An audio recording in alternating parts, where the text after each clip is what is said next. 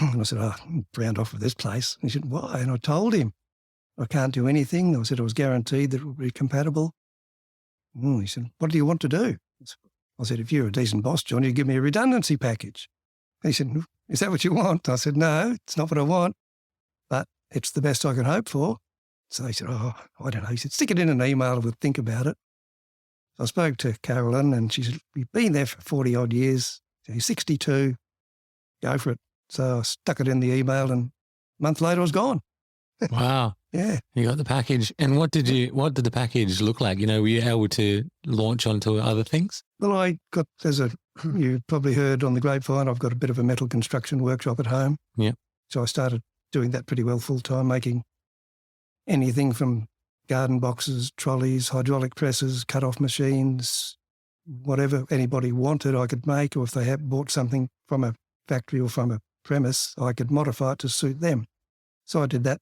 But Carolyn said she was a workshop widow half the time, but she knew where I was. I've got to say, you've got the most fingers out of anyone that works in carpentry and workshop I've ever seen. Yeah, I've only lost that, so that's okay. Yeah. That was on my 18th birthday. I put my finger in a woodwork, in a bench planer. So. Oh, wow. But you're still, you're 40% more than most people that I've seen that work in that industry. So, well, the day I was admitted to RPH to have the skin graft, there was blokes with fingers and hands off, so I thought I was doing okay. Yeah, absolutely. And you must be good at your job. What's your your favourite things to make? Well, it's metalwork 90% of the time now. And as I say, I tend to make machinery more than garden boxes or letter boxes and that sort of thing. I prefer to make a hydraulic press. I've made a couple that blokes refurbishing generators and alternators and starter motors in vehicles, and they need something that's a little bit more gentle than the electronic hydraulic presses. So I make it with a hydraulic jack. So it's very gentle, so they can just press the bearings on and off and that sort of things. I like doing that. It's good fun. This is incredibly precise, work and craftsmanship. How do you apply your unique skill set to create these kind of things? Well, I've got a lot of talking technology in the workshop. I've got micrometers and veneers, which I plug into a talking box, which reads the measurements out. I've got a couple of different braille rulers, talking tape measures. Plus, I've got a machine, it's called a PF machine, pictures in a flash. What it is, it's very boring looking thing, it's just a square metal box. But you use special paper and you use a black pen or lead pencil. And with various templates, I can draw shapes or get people to draw the shapes they want me to build. I put the special paper through this machine and it actually raises the lines up, so that I can feel the design that they want. And then we'll do that, and maybe modification. They'll put some measurements in for me, or they'll put other brackets or other braces that they want put in and take it from there, and then I just build it. That's incredible. Do you visualize it in your head first? Do you sort of got a rough idea and then? Yeah, absolutely. I know what a hydraulic press looks like, or a cut-off machine, or a letterbox, or a whatever. Yeah. So I can basically draw it out myself using various templates of different shapes. So I'll draw around something and that'll make the square shape or circle, whatever it is. And then they'll come in and say, oh, no, I don't like that. We'll put that something over here or modify that a little bit. And eventually you get the job done. That's staggering to think about that you're doing that, because I remember being really bad at pin the tail on the donkeys. Like, I never got anywhere close to the arse end of that thing. Like, I don't know how you managed to do this. Like, how is this developed? Is this just something that you've developed consciously, or this is just comes with the territory? Possibly when I was younger, people said, you can't do this or you can't do that. And I'll stuff that. No reason why I can't do it. And I think I proved them wrong on a lot of occasions. They were right on some occasions. But no, it's just something I've developed over the years. I said my dad was pretty good to me and taught me a lot of skills. I remember him going to work one day and our old Bedford Ute was playing up. I said, I'll fix it for you. Yeah, righto. So by 6 o'clock when he came home, I'd had the head off the vehicle, all the valves out, everything was, he said, righto, you've got to put it back together now. So that put me back in my box for a while. So I went out to see Jim Lloyd at the local Caltex garage, got a bit of advice from him, got the thing working again in a couple of days. So that was the start of my automotive experience. That's incredible. Bedford that's the old vans, like the A-Team used to have that sort of drive around, those kind of things. Huh? Yep. Yeah, good. That must have been nice to work on. Plenty of space in the engine, very mechanical. Not like the modern ones. Nah, the computers and plugs and stuff. I've got a Hilux now and I just put the water in the radio and that's it. Yeah. And nothing else. Yeah, exactly. You start pulling one of those things apart and it's like, forget it. Yeah. I remember my dad, we had a family piano and that was his project. Mum put him to task. And he's like, I'm going to pull it apart, fix it up, tune it up, everything like that. And when he actually pulled it apart, laid it all out, because he's like, I remember him saying, I'm about 8 years old, I remember him saying, he's going to kill me for saying this story, he hates it. But like, he's like, I could put an engine apart, lay it all out, clean it all, put it back together, no problems. But when he did the piano, there were so many little bits and pieces that never ever got pulled back together. And eventually Mum took it to the tip and that was it for the piano. Dad was like completely stuffed. Yeah, it's a bugger when you have pieces left over. Yeah, or one little screw or a little washer or something that you're missing. Yeah, that's crazy. But no, I was so lucky, just as I say, brought up blind. I didn't notice any difference. And when I met my wife, Carolyn, she lost her eyesight when she was 23 through type 1 diabetes. And she said the worst thing that ever happened to her, apart from just losing the sight, was when the coppers came out to take a driver's license off her. But she lost her independence. Yeah. So then she rang me one day at work and she said, I'm visually impaired. And I said, I don't care what you look like, but what's your eyesight like? And she said, oh. And I thought it was a good start. So anyhow, we arranged for her to come in and do a bit of work experience at the police station in Fremantle. So I met her next week. And one thing led to another. And that was about 1994. So we spent 23 happy years together. Yeah, absolutely. Yeah. How did you guys bond? Aside from the ripping pickup line, what else? Well, I think being blind on her behalf was an advantage. She didn't have to look at me, but no, she was a terrific kid. She was, before she lost her sight, she was one of the top people at the overseas section at the R&I Bank, which is now Bank West. Yeah. And so when she lost her sight, she was very, very quick picking up computer skills. She was absolutely amazing on the computer and even mobility. But within about 2 weeks of us meeting, she was catching the bus on her own into Fremantle to do work experience. Wow, that's amazing. Then we moved in together a few months later and the rest is history. And so you must have had the cheapest power bill that Western Power had ever seen in their life. Yeah, we only had lights on when we had visitors. You really? Hey. She was an amazing person on computers, on skills, and just her ability to pick up things. I wish I'd listened to her when she's trying to tell me how to do computer stuff, but no, I knew better than that. Yeah, absolutely. That's fantastic. And so you went on during your career, or your marriage and everything, you actually invented some wonderful tools there to help her out. Would you like to tell us about those? Yeah, well, Carolyn had 3 kidney transplants. Her mum gave her one in about 1993. That failed in 2006.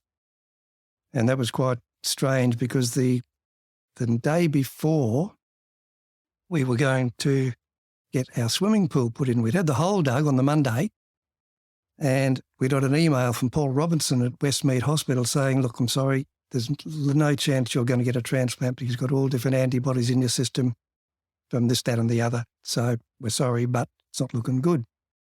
So we were pretty despondent about that, but we were excited because the pool was coming in the next day. So about 3 o'clock the next morning, we get this phone call and it was Paul Robinson. And he said, we got a transplant for you. And I said, you're pulling me wanger. And Carolyn thought, the devil? And I said, it's Paul Robinson. That was at 3 o'clock. We were on the plane about 6:30 to Sydney to have a kidney pancreas transplant. Absolutely, yeah. And so I had a frantic 2 hour and a half ringing neighbours to move I was restoring a Chev C20 pickup truck at the time. So I had to get them to move that out so the bobcats could come in and do all that sort of stuff. So it was pretty hectic. Yeah. And we got to Sydney at about midday their time, whatever it was, straight into Westmead. And she had the transplant about 11 or 12 o'clock that night. And we were there for a month. And then we came back to Perth. And it was quite funny. When I got back to work, one of the coppers rang me, where you been? I said, I've been to Sydney for a transplant for Carolyn. He said, when did you go? I said, about a month ago. He said, it wasn't on a Tuesday morning, was it? And I said, yeah, it was. He said, I took the kidney to the airport. Oh, you're kidding me. I said, I could have put it in my lunchbox. It's in your back pocket or something. Yeah. So that was 1,000,000 to 1 chance. Wow, yeah, the same thing. That's and great. That kidney lasted from 206 to 209. Yeah. And then that failed. It was great for a year. She wasn't a diabetic anymore. Wow. No more needles. It was terrific. Yeah. But then that failed, and I was going to give her one of my kidneys, but we were only a 3-6 match, which wasn't great. Yeah. But we got into hospital, and then they discovered something else in her system, so we had to come home again. And then we took part in one of the, it's like if you need a kidney transplant and I need a kidney transplant, well, your partner will give one to you and my partner will give one to the other party, so you just sort of swap. Yeah. So I gave mine to somebody else and they gave one of theirs to Carolyn, and that lasted till 2017. So we got a bit of value out of that. Out of someone else's kidney. Mm. That's amazing. And so when you guys are working on these ups and downs together, what do the conversations sound like? Oh, it just is, Simon. It's just part of your life. You don't really think about it much, but you're getting back to this bit of technical stuff that we had to do. In 2006, when they said we can't have a transplant, we had to go on dialysis, and it's very difficult. It's like joining two pencils together. They're that thin. You very rarely can get them without touching them to join them. This is like the external hanging plug. Yeah. It's inside your system. Yeah. It's called peritoneal dialysis, and you have a little tube hanging out your middle, and you've got to join bags and machines and things up to it to put the fluid into your system, so osmosis takes all the rubbish out, puts it into the bag, and then you change the bag and do it again and again. So we came home. We spent a day in Fremantle trying to work out a way, sliding your hands along the table or doing all sorts of things. We just couldn't do it. So when we got home, we were a bit down in the dumps. So I'm just going down the shed for a while. And I got to thinking there's got to be a way of sliding mechanisms of all sorts of funny, bits of steel or channel iron or whatever. So I came up with the gadget, as we call it, the Gadget Mark 1, and we took it into the girls at the dialysis unit the next day, and they nearly fell over when they saw it, and we were able to do it. And so Mark 4 or 5 came along, and but they changed a bit of the system, so we had to modify the connection devices and whatever. So I put a little label on it to say I held the patent, which I didn't. So yeah, that we did 14 months of dialysis with no infections, and I was able to I built about 4 or 5 of these things. I was able to send them to, I think one went to Busselton, one went to Derby, two went to Queensland, and I think another one might have gone to New South Wales. So I just gave it to the people and made me feel good. Yeah, absolutely. Sent it over. So it's called the Gadget. It's called the peritoneal connection device, alias the Gadget, yeah. Yeah, let me write that down. So the peritoneal connection device. PCD Gadget. Yeah. Got it. A Doug-Rupe original. That's it. Yeah. And so did you ever try to market this device, or did you sort of think, this was just... Well, I couldn't patent it because it was about $8,000 or $10,000 by the time you do the intellectual searches and then all the other searches you've got to do it, and a lot of mucking around. But the company that actually provided the dialysis equipment, the bags and the machines and things, they flew Carolyn and I over to Sydney to attend a workshop to demonstrate the Gadget, and pretty good. Flew us over there, put us up at the Ridges Hotel, picked us up in the Lexus, took us to the dinner in the workshop on Saturday, demonstrated the Gadget, and they sort of indicated that they'll help me market it, or they'll buy it off me, or they'll whatever. So I gave them a copy of it, left it with them, but didn't hear anything for 3 months. Then I made a phone call and they said, no, we're not going to do anything with it now. So I made sure I got the Gadget back, so I had another spare one. So yeah, that was absolutely. Damn. Are we going to say what company it is? We can publicly call that out. No. We'll put some public pressure on it. No, we can't do that. All right. Okay. I'm not going to say that either. I already know the answer. You told me before, but I'm not going to say it. No, you're not. And I mean, that's such a valuable design. They're always looking for medical contraptions like that for unique, when there's a combination of interactions that make life hard for people. So you've just solved those 2 problems right there. And it was so simple. I mean, it's a very simple aluminium device. In fact, I've got to thank a few people from the powder coating, anodizing in O'Connor. Yep. When I told them it was fun, they actually anodized all of my material for nothing. And a few other people assisted me with different things. And so I was pretty fortunate there, because with this sort of thing, you've got to have cleanliness, and anodizing was the only way to make it perfectly clean, easy to keep clean. Yeah. And so they were pretty good to me like that. And so you've got incredible practical skills that you've developed. What there must be a fair bit of imagination that goes into this, to inventing and picturing and all of this kind of stuff. What does it look like in your brain? Yeah,